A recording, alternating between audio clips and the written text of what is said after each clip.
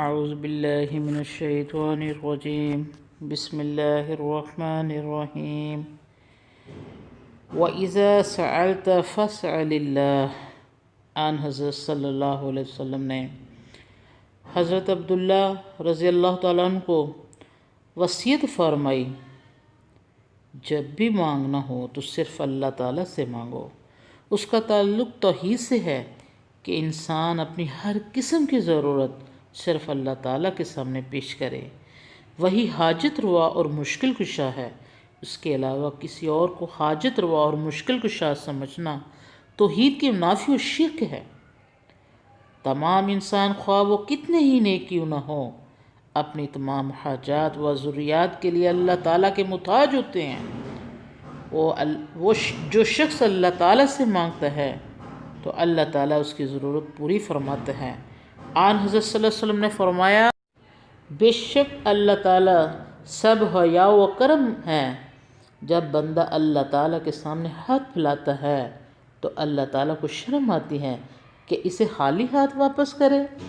اللہ تعالیٰ تو اس قدر مہربان ہے کہ رات کے وقت جب ساری کائنات آرام کرتی ہے، اللہ تعالیٰ رات کے حصے میں پہلے آسمان پر تشریف لا کر بندوں کو پکارتا ہے، کیا ہے کوئی مغفرت کا طالب، میں اسے معاف کر دوں؟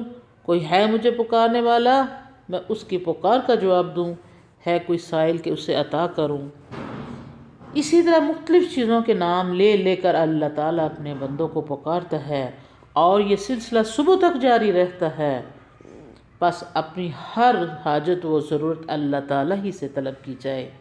انبیاء اکرام کا اسوہ بھی یہی ہے کہ انہوں نے اپنی ہر ضرورت کے لیے اللہ تعالیٰ سے درخواست کی۔ حضرت آدم علیہ السلام پر آزمائش آئی تو انہوں نے دعا کی، ربنا ظلمنا انفسنا وان لم تغفر لنا وترحمنا لنکونن من الخاسرین۔ اے ہمارے رب، ہم اپنی جانوں پر ظلم کر بیٹھے، اگر تو ہمیں معاف نہ کرے اور ہم پر رحم نہ کرے تو ہم خسارہ پانے والوں میں سے ہو جائیں۔ حضرت نوح علیہ السلام جب قوم کو تبلیغ کر کے عاجز آگے تو دعا کی، رب انی مغلوب فانتصر، یا اللہ میں عاجز آ گیا ہوں تو میری مدد فرما۔ حضرت یونس علیہ السلام پریشانی کا شکار ہوئے، مچھلی کے پیٹ میں جا پہنچے تو دعا کی، لا الہ الا انت سبحانک انی کنت من الظالمین، یا اللہ میں تیرے سوا کوئی سچا معبود نہیں، تو ہر عیب سے پاک ہے اور میں ہی خطا کار ہوں۔ خود نبی کریم صلی اللہ علیہ وسلم نے بھی اپنی ہر پریشانی اور ضرورت کے وقت اللہ تعالیٰ سے درخواست کی۔ انسان اگر اللہ تعالیٰ سے سوال نہ کرے اور کچھ نہ مانگے تو اللہ تعالیٰ ناراض ہوتا ہے۔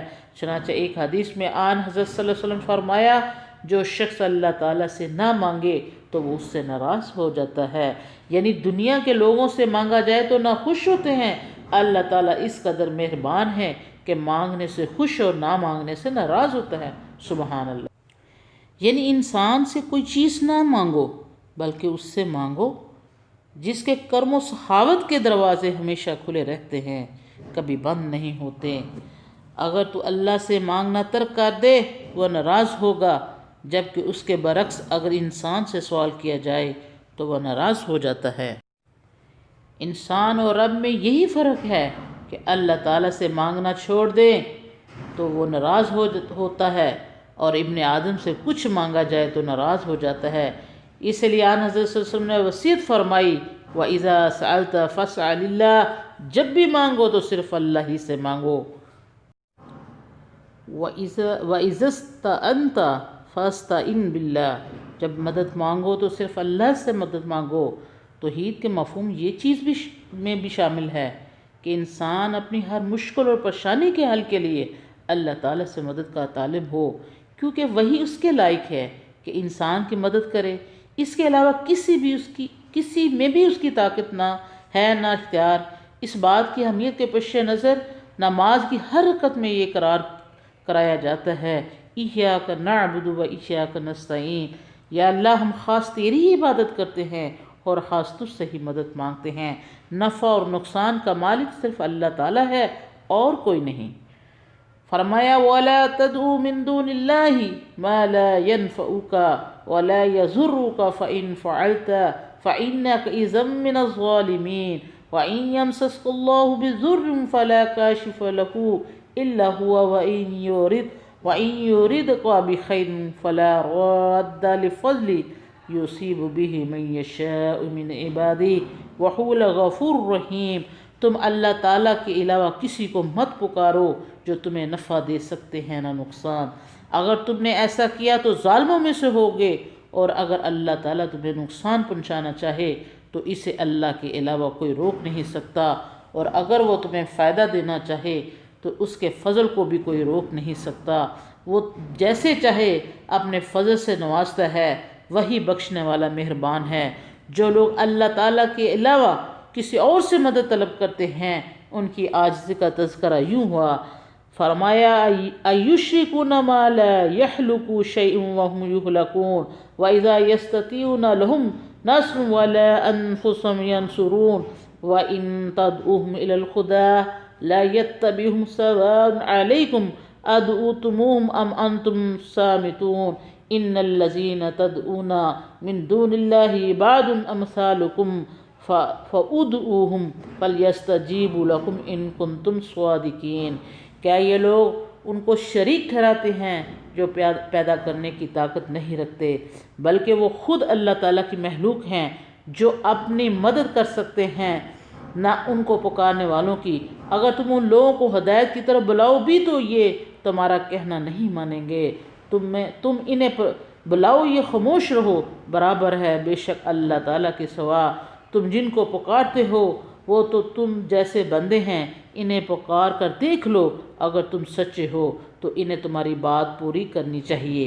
اسی طرح مزید فرمایا اَمَّن يُجِيبُ الْمُضْطَرَّ إِذَا دَعَاهُ وَيَكْشِفُ السُّوءَ، کون ہے جو پریشان حال کی پکار کا جواب دیتا ہے جب وہ پکارے اور وہ تکلیف کو ہٹائے، یعنی اللہ تعالیٰ کے علاوہ کوئی نہیں، چنانچہ پکارنے والا، مدد کو پہنچنے والا اور مصائب کو دور کرنے والا اللہ تعالیٰ کے علاوہ کوئی نہیں۔ اس لیے جب بھی مدد کی ضرورت ہو تو صرف اور صرف اللہ تعالیٰ ہی سے مدد مانگنی چاہیے۔ حضرت عبداللہ کو رسول اللہ صلی اللہ علیہ وسلم نے یہی وصیت فرمائی، وَإِذِ اسْتَعَنْتَ فَاسْتَعِنْ بِاللَّهِ، جب بھی مدد مانگو تو صرف اللہ ہی سے مدد مانگو۔ خیال رکھے اس سے مراد صرف اللہ ہی سے مدد مانگنا ہے، اور اسباب و وسائل کے مطابق انسان بھی ایک دوسرے کی مدد کرتے ہیں، اس لیے فرمایا وَتَعَاوَنُوا عَلَى الْبِرِّ وَالتَّقْوَىٰ، نیکی اور تقوی کے کاموں میں ایک دوسرے کی مدد کرو۔